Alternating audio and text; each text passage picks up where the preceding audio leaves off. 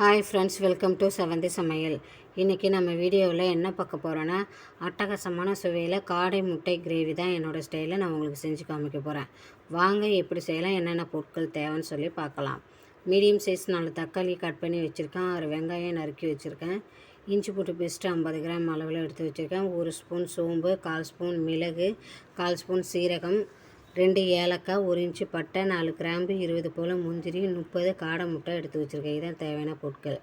இப்போ first masala ready பண்ணிக்கணும். எடுத்து வச்சுருக்க ஸ்பைசஸ் எல்லாம் வறுத்து எடுத்துக்கலாம். கரிஞ்சிடக்கூடாது, மிதமான தீயிலே வறுத்து எடுத்துக்கலாம். கரிஞ்சு போயிடுச்சுன்னா அதனுடைய மனம் வேறு மாதிரி ஆகிடும். இப்போ ஒரு பிளேட்டில் கொட்டி ஆற வச்சிடலாம். இப்போ நல்லா ஆறினதுக்கப்புறமா ஒரு இடிக்கல்லில் சேர்த்துட்டு பவுடர் ஃபார்முக்கு நல்லா இடித்து எடுத்துக்கலாம் ஃப்ரெண்ட்ஸ்.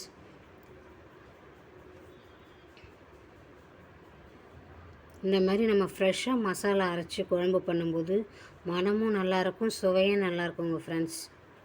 இப்போ இடித்து எடுத்தாச்சு மசாலாவை. இப்போ காடை முட்டையை வேக வச்சுக்கலாம். திட்டமாக தண்ணி ஊற்றி கொஞ்சமாக கல் உப்பு சேர்த்துட்டு முட்டையை நல்லா வேக வச்சு எடுத்துக்கலாம். முட்டை நல்லா வெந்துருச்சு, நான் தொலியை எடுத்துக்கிறேன்.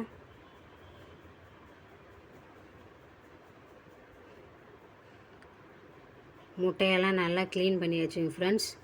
இப்போ வாங்க இது எப்படி செய்யலான்னு பார்க்கலாம். குழம்பு அடுப்பை பற்ற வச்சு ஒரு வானல் வச்சுருக்கேன். அதில் தேவைக்கிறப்ப ஆயில் விட்டுக்கிறேன். ஆயில் விட்டாச்சு. ஆயில் நல்லா சூடானது கடுகு சேர்த்து வெடிக்க விட்டுக்கிறேன். நறுக்கின வெங்காயத்தை சேர்த்துக்கலாம். வெங்காயம் நல்லா ப்ரௌன் கலரில் வர்றது வரைக்கும் நம்ம மிக்ஸ் பண்ணி எடுத்துக்கலாம். இப்போ வெங்காயம் நல்லா வதங்கிருச்சு. தக்காளியை சேர்த்துட்டு நல்லா மிக்ஸ் பண்ணி விட்டுக்கலாம். தக்காளி நல்லா குழஞ்சி வந்ததும் 1/4 ஸ்பூன் மஞ்சள்தூள் சேர்த்துட்டு ஒரு மிக்ஸ் பண்ணிக்கலாம். இஞ்சி பூண்டு பேஸ்ட்டை சேர்த்துட்டு நல்லா மிக்ஸ் பண்ணிக்கலாம், பச்சை ஸ்மெல் போகிறது வரைக்கும். அரைச்சி வச்சுருக்க முந்திரி பேஸ்ட்டு அதோட சேர்த்துட்டு நல்லா எண்ணெய் பிரிஞ்சு வர்றது வரைக்கும் மிக்ஸ் பண்ணி எடுத்துக்கலாம். இப்போ எண்ணெய் நல்லா பிரிஞ்சு வந்துருச்சு. நம்ம இடித்து வச்ச மசாலாவை அதோட சேர்த்துட்டு நல்லா மிக்ஸ் பண்ணிக்கலாம். மசாலாவை சேர்த்து மிக்ஸ் பண்ணதுக்கப்புறமா நான் வீட்டில் அரைச்ச குழம்பு தூள் 2 கரண்டி நான் சேர்த்துக்கிறேன். சேர்த்துட்டு நல்லா மிக்ஸ் பண்ணி விட்டுட்டு தேவைக்கேற்ப நம்ம தண்ணி ஊற்றிக்கலாம் ஃப்ரெண்ட்ஸ். இப்போ தண்ணி ஊற்றிக்கிறேன். தண்ணி சேர்த்துட்டு நல்லா மிக்ஸ் பண்ணி விட்டுக்கலாம், கட்டிகள் இல்லாமல்.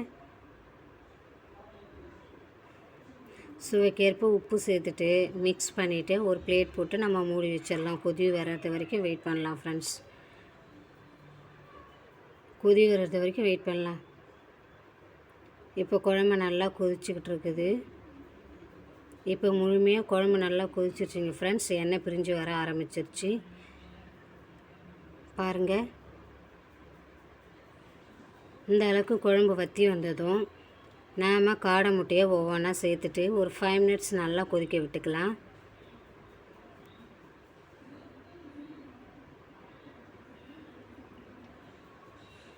அவ்வளோதான் ஃப்ரெண்ட்ஸ், நம்ம முட்டையை சேர்த்துட்டு 5 மினிட்ஸ் நல்லா கொதிக்க வச்சாச்சு. கருவேப்பிலை மல்லி இலை சேர்த்துட்டு குழம்பு ஆஃப் பண்ணிடலாம். அவ்வளோதான் ஃப்ரெண்ட்ஸ், நம்மளுடைய சுவையான காடை முட்டை கிரேவி சூப்பராக தயாராகியாச்சு. இதே போலவே நீங்களும் ஒரு முறை ட்ரை பண்ணி பாருங்கள். ட்ரை பண்ணி பார்த்துட்டு டேஸ்ட் எப்படி இருந்ததுன்னு கமெண்ட்டில் சொல்லுங்கள். வீடியோ பிடிச்சிருந்தா ஒரு லைக் பண்ணிவிட்டு ஒரு சப்ஸ்கிரைப் பண்ணிக்கோங்க. தேங்க்யூ.